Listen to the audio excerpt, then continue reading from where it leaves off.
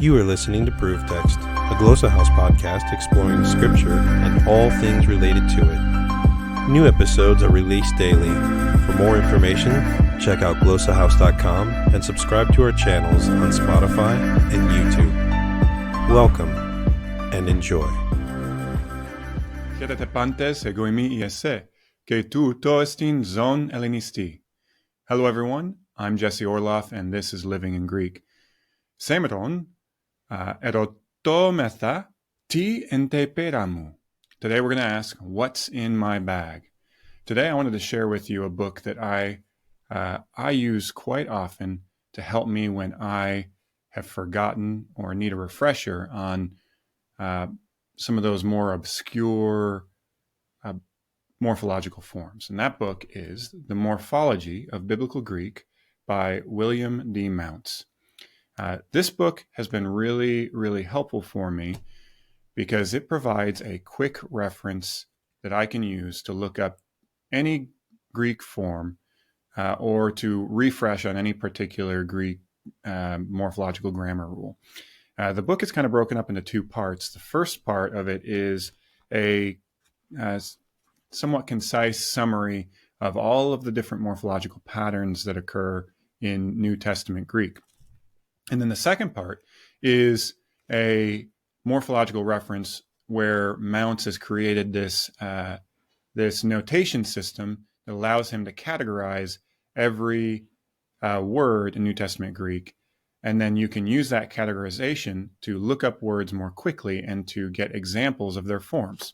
So let me do an example here. Let's say that I want to use the word toienos, which has it has an ending that I don't believe was really even covered very much in my first year grammar textbook, even though that was Basics of Biblical Greek. I don't believe that was covered. If it was, I forgot it. Regardless, what I can do is I can go back into the index, and I can look up the word here. So you can see an index here. And then next to each of these words, you can see the notation. Well, if I can get it to focus in. There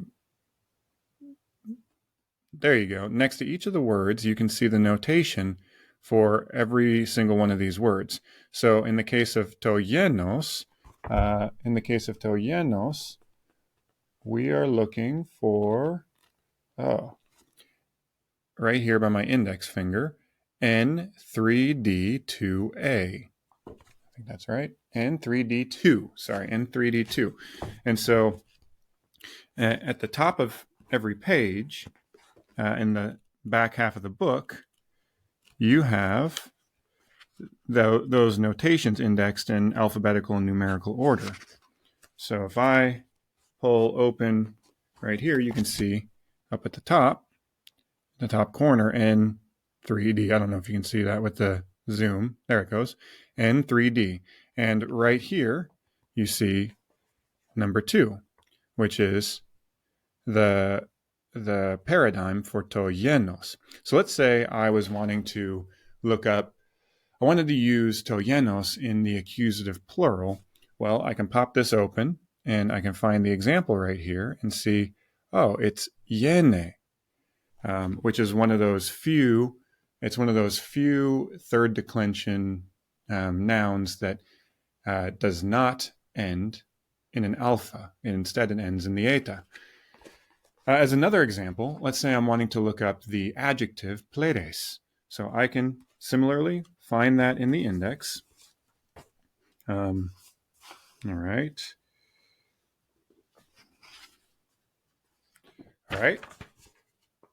Pήρης I found right here, A4A, and I can flip through at the top. I found the A section, A1, A3, A4. All right, so there is A4A. All right, so in A4A, the word pήρης does not actually appear in the paradigm. Instead, what you have is alethés, which is okay because, once I understand that pattern, I'm able to kind of convert the word myself. Most people that are at at the level of having completed the introductory grammar probably are able to do similar. They should be. And so I can see all of the word forms for those adjectives that end in es or es, pleres being one of them. And then the third thing that I have often used this book for is that for the verbs, it categorizes all of these words according to their root. So, if I'm over here, let's take the word lankhano. Lankhano is a root ending in a consonant that adds on to it. And knowing the roots of verbs, having those kind of stuck in your memory with the word themselves is really helpful. It's really helpful because it allows you to quickly reproduce any of the tense forms or the moods of that word without having to necessarily memorize the principal parts. And so as I'm memorizing verbs, I always memorize the root with that verb. And sometimes those roots can be a little bit challenging to figure out. If it's a contract verb, it's very simple to figure out, but some words have more challenging roots where some sort of morphological transformation is taking place. And I can look up that word here, and then he'll put in the footnotes down below. Often he'll put what the root is, but a lot of times he'll show exactly how the present tense stem was formed from that root, which knowing that will allow me to quickly get to one of the other tense forms or one of the other moods.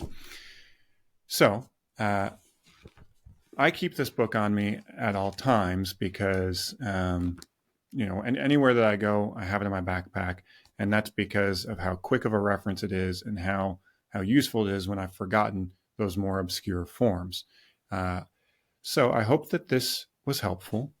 I hope you guys check out this book and see how it can help you in your daily practice. Thank you, and I'll see you next time. Interested in growing your ancient language skills but not sure where to start? Glossa House can help.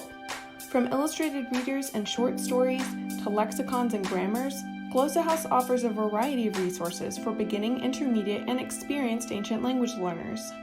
Head to glossahouse.com today. Glossa House, language resources for the global community.